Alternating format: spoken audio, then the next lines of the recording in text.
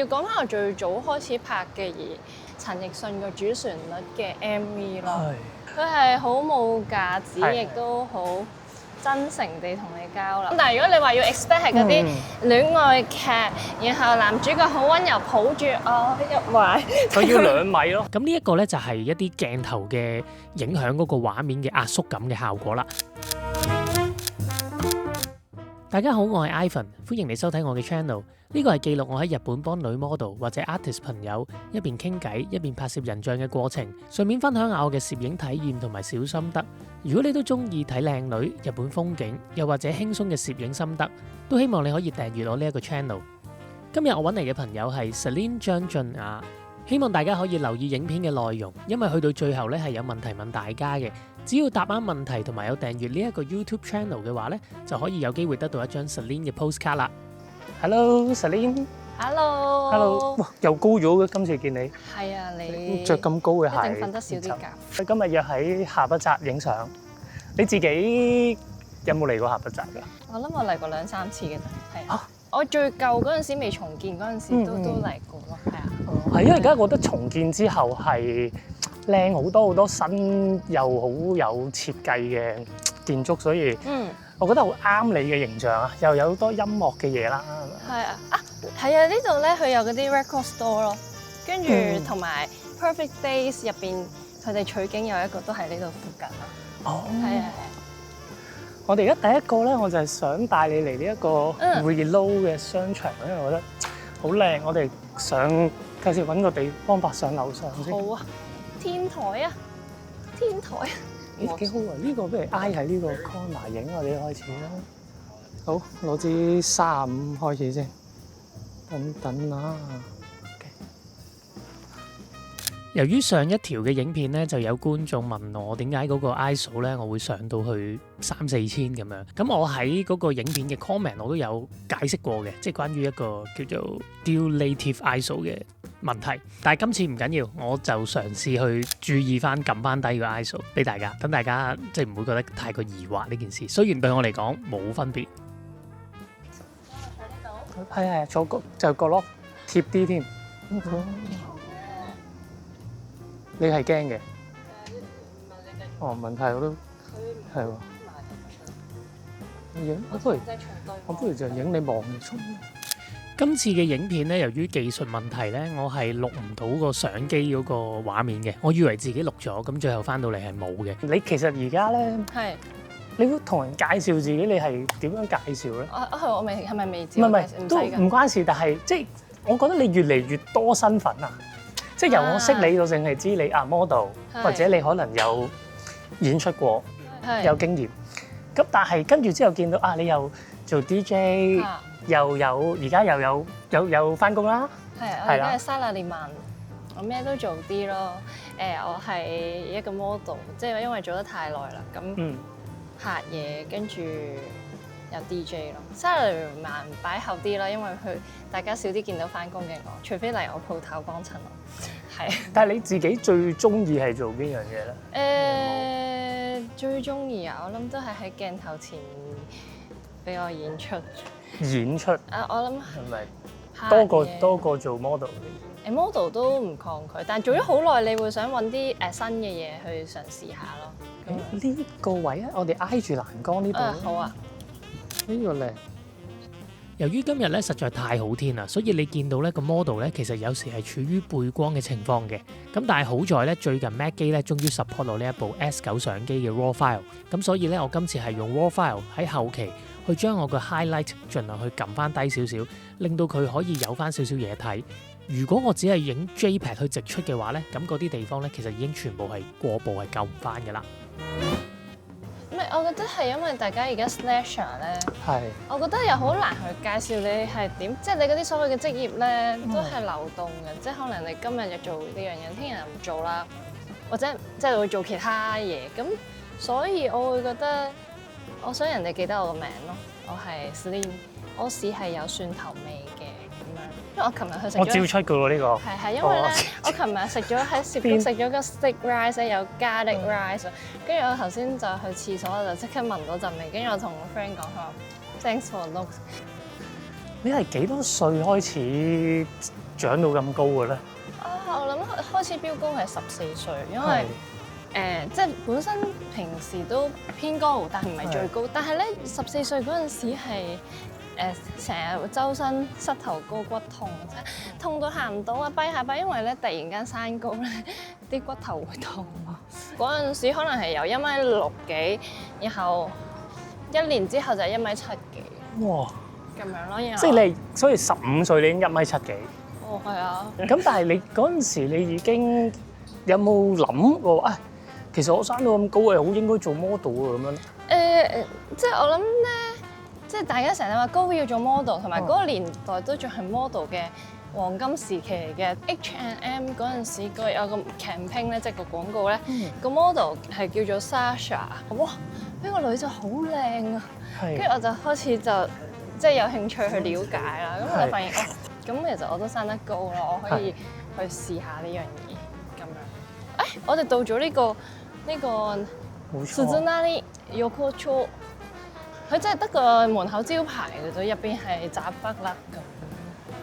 我純粹係頭先見實攞本書見到，佢好似個大紅燈好靚。咁所以挨欄杆嗰啲係唔好挨。你同條電燈柱一樣咁高啊！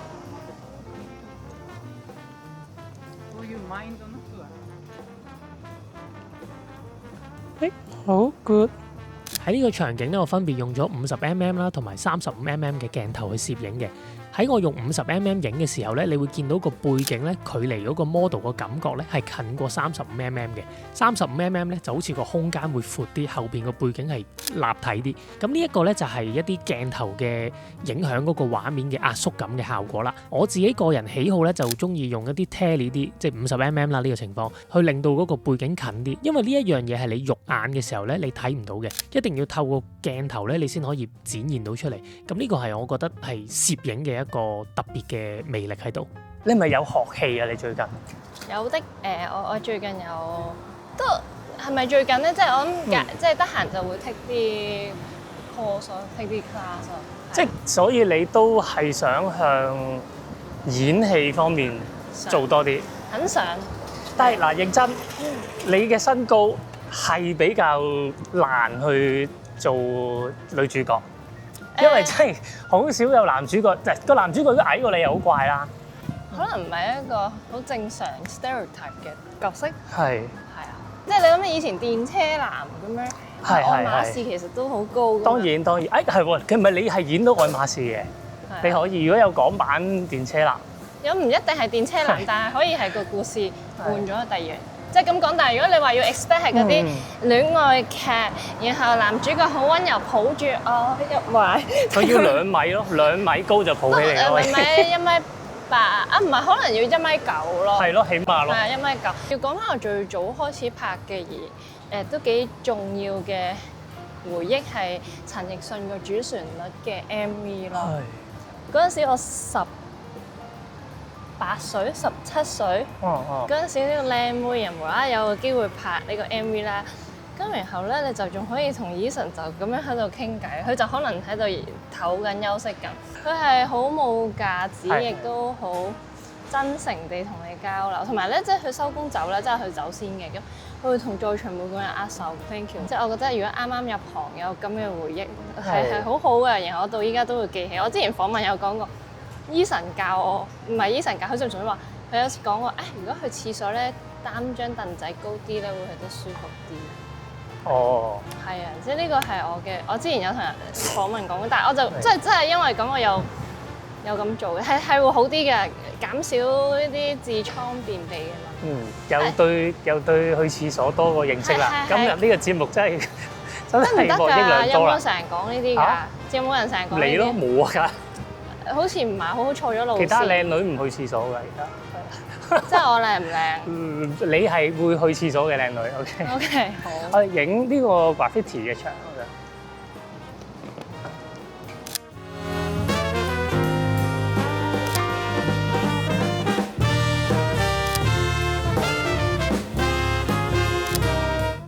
呢度其實因為好似好廣咧，變咗係有少少唔識行。我覺得下北澤個難度係太闊啦，有少少唔識行。因為呢度久不久又會有啲節慶嘢啦，即係有啲祭啲人又搬下啲嘢咧，咁係幾有趣嘅。係夏天啦，應該都會有。係啊，咁同埋我好中意個氣氛啊，即係譬如呢度好多啲劇場啊，或者好多啲音樂嘅live house 啊。但係咧，佢哋話有錢先係下北澤㗎，冇錢係高原寺。哦，係啊，即係做藝術創作嗰啲都似嘅。其實兩邊個感覺對我嚟講，好啊！我想影呢個門面啦，呢個鋪面都 iconic 嘅。咦？反而你頭先嗰邊好啲，係唔使咁正光。我自己都好少影一啲咁高嘅 model 啦，咁因為 Celine 都有178，咁你見到我舉機嘅時候咧，其實嗰個機位咧大約喺佢個腰間左右啦，肚臍高少少。咁如果平時影其他女仔咧，個機位相對上咧就要拉低少少，再昂翻高少少，咁先可以影到佢哋咧個感覺瘦長啲、高啲。咁而 Celine 本身已經高咧，所以我就唔使特別去咁做啦。所以呢條街就咁呢度咧，喺街度咧，如果見到有呢啲樹葉咧，我就好中意攞嚟做前景啦。因為樹葉嘅冷色咧，同 model 嘅膚色咧去做一個對比咧，會令到 model 嘅膚色更加之睇落去白。咁同埋有一個前景喺個構圖上面咧，就會更加之多嘢睇啦。我哋前多少少先。好。如果呢個位可能踎咧？如果你都同我一樣係一個唔係好識得去諗 pose 去俾 model 做嘅攝影師咧，我覺得不妨可以試下呢啲踎啊或者彎腰啊，比較唔係日常會見到嘅動作，但係又唔會太過奇怪、太過令 model 尷尬嘅動作。因為你踎或者呢啲彎腰咧，你自己影嘅時候咧都可以用一啲唔同嘅角度去影，令到你個輯相咧可以多啲變化。你係因為你有朋友喺呢邊有屋，所以你係成日嚟㗎嘛？唔係咁講嘅，係啦。點樣講？係啦，之前成日我 friend 叫我幫佢睇貓，咁我就幫手嚟睇貓。咁有冇啲咩係你每一次過嚟日本你都要做或者要食嘅嘢嘅啫？都冇乜嘅。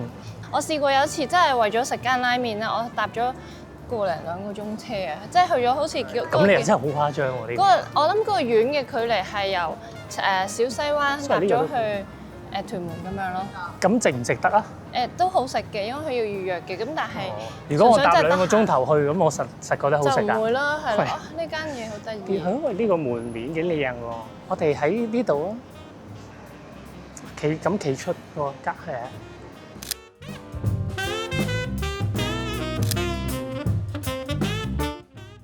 試下側少少身都有少少係。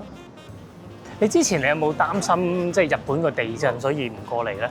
你都好似有一段時間冇過嚟。我上一次過嚟應該3月，即係我有問啲 friend，喂，地震啊，你驚唔驚啊？跟住佢就話咁嚟咗咁多年啦，日日都話震，咁冇驚過。不過今年好似啱啱7月，我有次我 friend 喺屋企就佢話真係 feel 到好勁嘅咁樣咯。我哋影呢度我哋呢度。後邊呢間鋪咧，我即係我唔會幫襯到啦呢啲衫，但係每次嚟我都覺得好特別，好靚。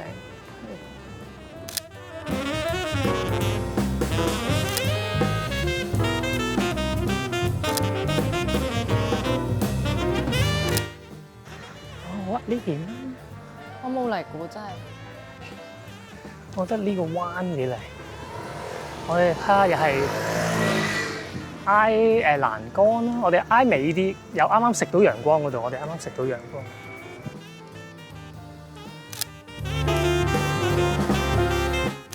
如果有啲向前挨少少嘅動作咧，係喺日本一到呢一啲 magic hour 咧，基本點影都靚，啲光真係太好影啦。個新樓我向我少少 yes。呢個最近你係咪開始學瑜伽啊？我諗我開始咗呢個事情有1年半左右啦。咁耐？係啊，跟住就係去完日本讀書翻嚟香港之後就 join 咗 membership，咁就得閒一個禮拜就去做，我希望係每個禮拜都會2-3次咯。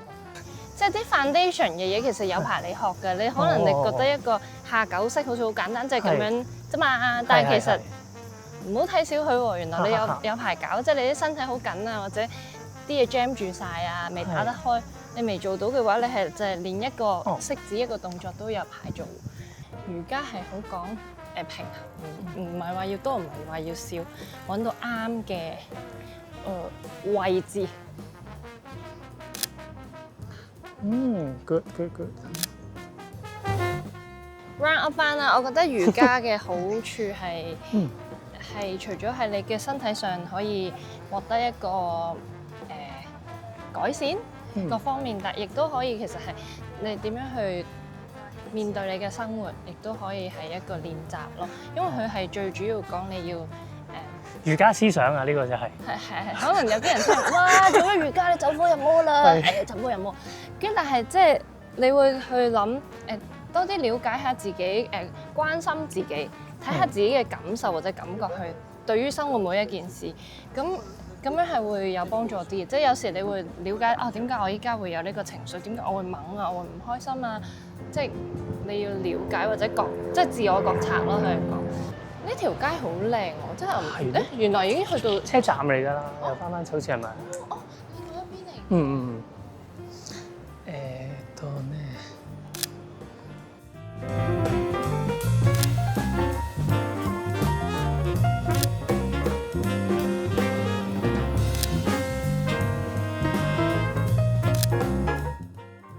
哇！呢個位都唔差喎。好，你企我前邊先。呢個景點絕對係神來之筆啊！係喺下北澤車站近西口嗰邊，上邊有個商場嘅。咁喺個商場4樓嗰個位啦，就有呢一個景點啦。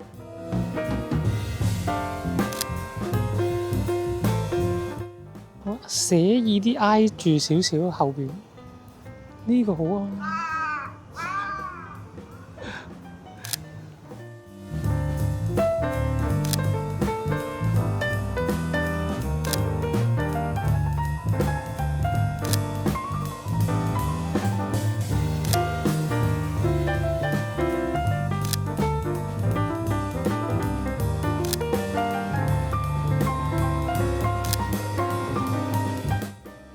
好，咁今日辛苦晒，辛苦晒，係咪好似陳奕迅咁要握手拜拜？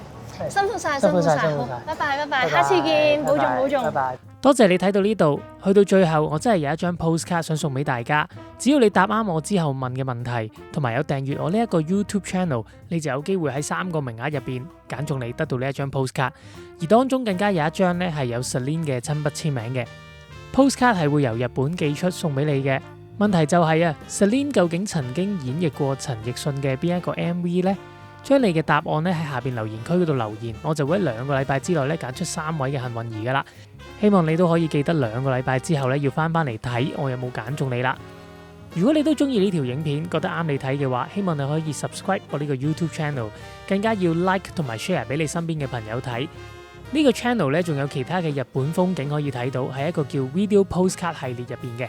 咁我哋下一條影片再見啦，拜拜。